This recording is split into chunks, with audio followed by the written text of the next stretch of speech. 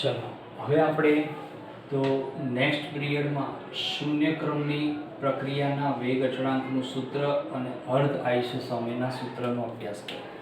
હવે આપણે નેક્સ્ટ તો બીજું ઇક્વેશન જોવાનું છે કે પ્રથમ ક્રમની પ્રક્રિયાના વેગ અચળાંકનું સૂત્ર તારવવું છે કે સૌથી પહેલાં કે ભાઈ પ્રથમ ક્રમની પ્રક્રિયા તો એના માટે એવું કહેવાય છે કે પ્રક્રિયાનો વેગ પ્રક્રિયકની સાંદ્રતાના એક ઘાતના બરાબર સમપ્રમાણમાં હોય તો એને આપણે પ્રથમ ક્રમની પ્રક્રિયા તરીકે ઓળખીએ છીએ।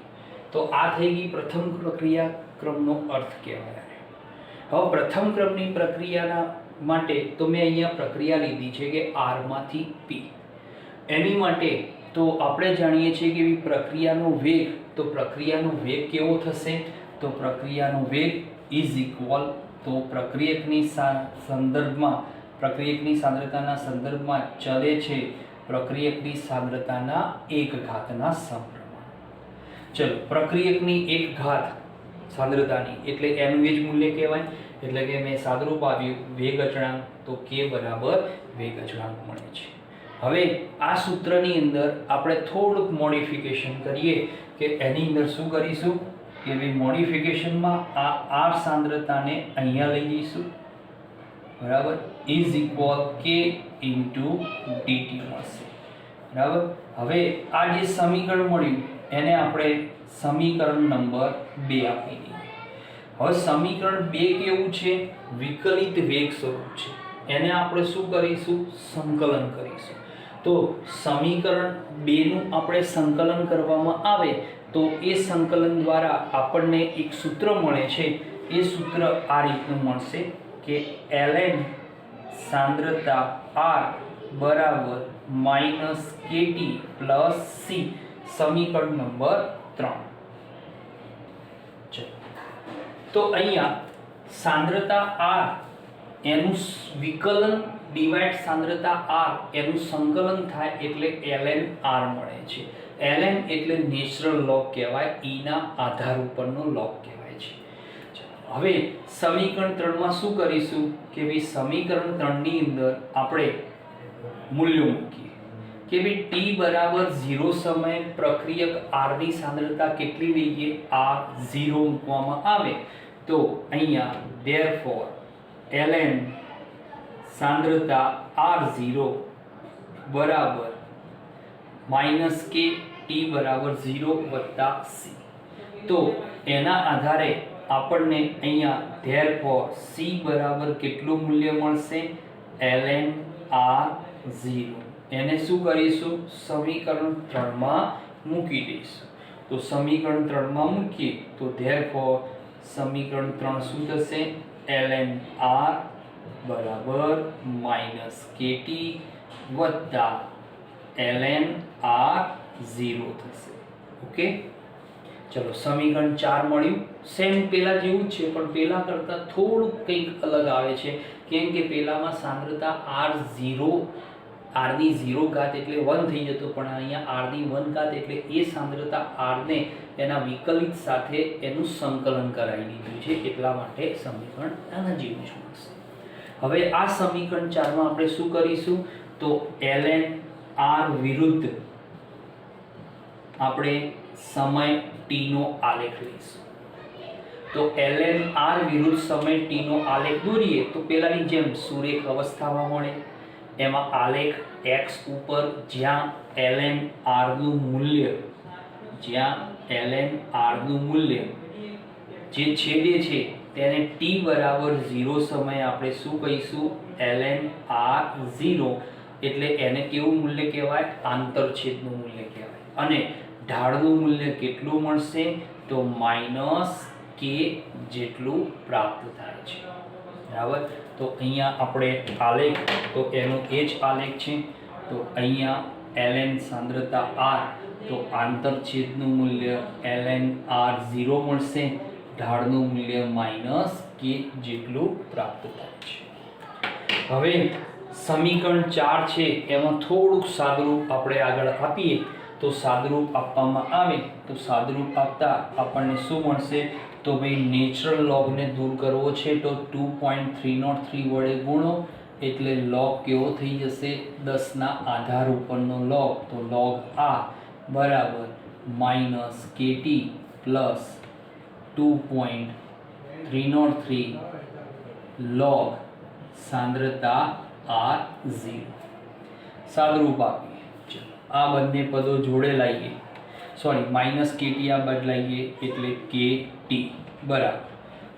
આની પદ પેલી બાદ જશે પણ બંનેમાંથી 2.303 સામાન્ય મળે એટલે કૌંસમાં શું થશે log સાંદ્રતા r0 માઇનસ log r આટલું થશે. સાદુરૂપ આપ્યું છે. આ પદ પેલી બાજુ ગયું, આ રહ્યું અહીંયા આવ્યું. આ પેલી બાજુ ગયું માઇનસ થી, એમાંથી 2.303 કાઢી લીધા. ચલો k બરાબર તો 2.303 બાય t અહીંયા લઈ લીધો into log a minus log b એટલે log a ભાગ્યા log b વડે એને દર્શાવવામાં આવે સમીકરણ નંબર 5. તો આ સમીકરણ 5 કયું મળે છે? પ્રક્રિયા વેગ અચળાંકનું સૂત્ર તરીકે ઓળખવામાં આવતું હોય છે. બરાબર. હવે આ જે સમીકરણ મળે છે એની પહેલા આ સમીકરણ આને 5 આપીએ અને આને 6 કહીએ કે ભાઈ સમીકરણ 5માં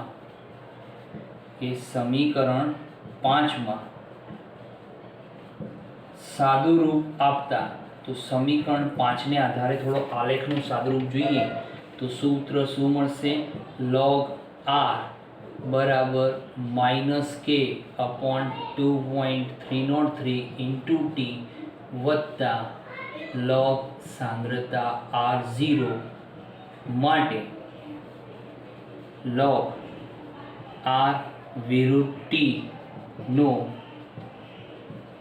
આલેખ દોરતા, આનો આલેખ દોરવામાં આવે તો આલેખ દોરતા કેવો મળશે? સુરેખ મળે છે. સુરેખ મળે છે જેના ઢાળ બરાબર તો માઇનસ k અપોન 2.303 અને આંતરછેદનું મૂલ્ય બરાબર, તો આંતરછેદનું મૂલ્ય તો કેટલું મળશે? log r0 મળે છે.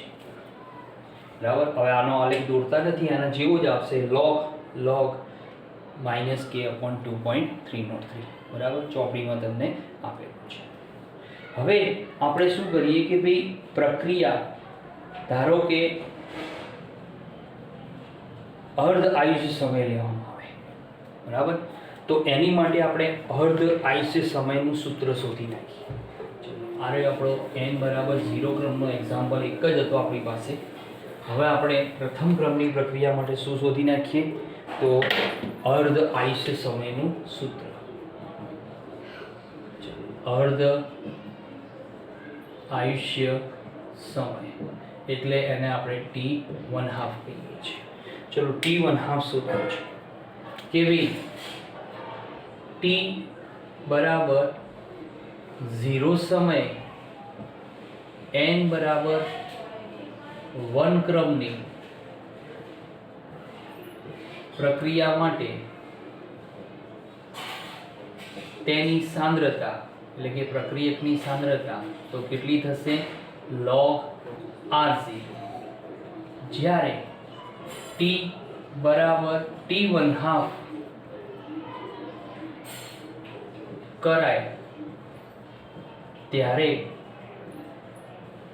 પ્રક્રિયકની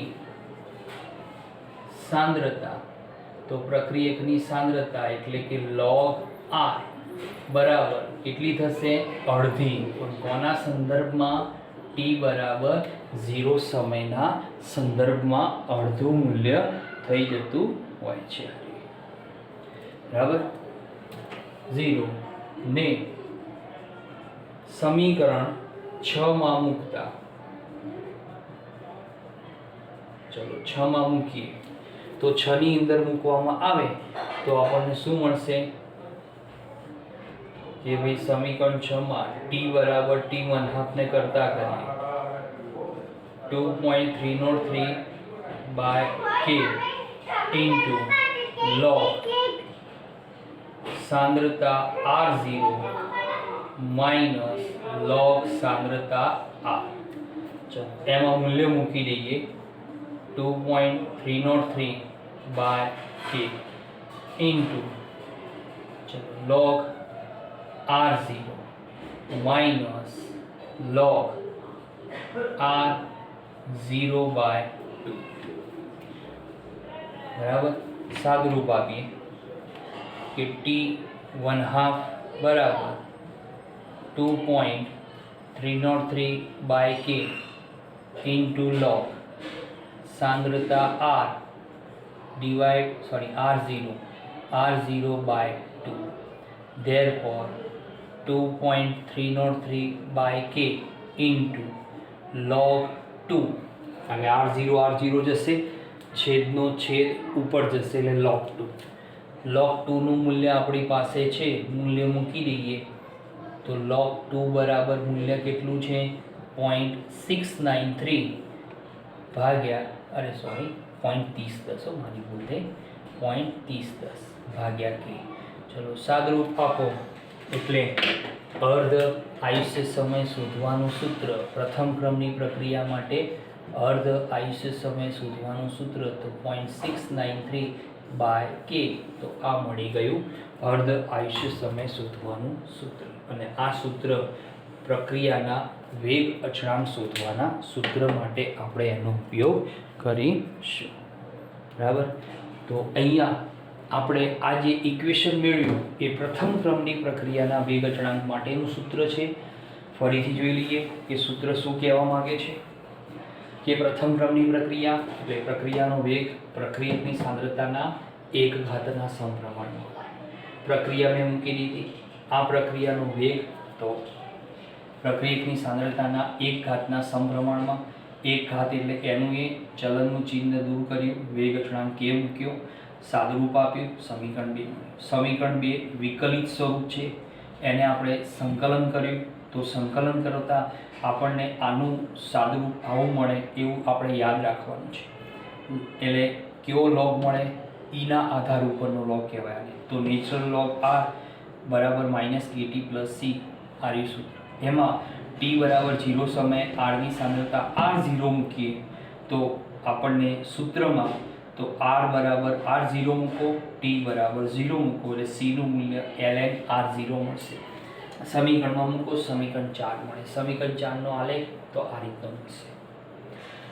આંતરછેદનું મૂલ્ય તો નેચરલ log r0 જેટલું, ઢાળનું મૂલ્ય -k જેટલું। સમીકરણ 4 નું સાદુરૂપ આપ્યું તો આ 4 સમીકરણ એનું સાદુરૂપ આપ્યું તો સમીકરણ 5 અને 6। સમીકરણ 5 માં થોડુંક સાદુરૂપ આપ્યું કઈ રીતનું तो log r विरुद्ध t नो समयનો log r आलेख लेवामां आवे। बराबर। तो 10 ना आधार उपरना log प्रमाणे आलेख लीधो तो एमां याद राखवानुं तो ढाळनुं मूल्य एनी अंदर केटलुं मळशे तो -k/2.303 जेटलुं अने आंतरछेदनुं मूल्य केटलुं मळशे log r0 जेटलुं मळे छे। हवे अर्ध आयुष्य समय शोधवो छे प्रथम क्रमनी प्रक्रिया माटे तो t बराबर 0 समय n बराबर 1 क्रमनी प्रक्रियामां तो सांद्रता log r0 त्यारे t बराबर t1/2 करवामां आवे तो समय अर्धो थाय तो एवी प्रक्रियाओ के जे प्रक्रियानो अर्ध आयुष्य समय आपणे शोधवो छे तो एमनी माटे प्रक्रियकनी सांद्रता तो log r बराबर केवी थई जाय अर्धी। कोना संदर्भमां log r0 ना संदर्भमां। तो आपणे एना मूल्यो मूकी दीधा अंदर सादुरूप आप्युं t1/2 बराबर 0.693 बाय k जेटલું આપણને શું મળે છે ફોર્મ્યુલા प्राप्त થાય છે। बराबर। तो हवे આપણે આ જે સૂત્ર મળે છે તો એ સૂત્ર ઉપર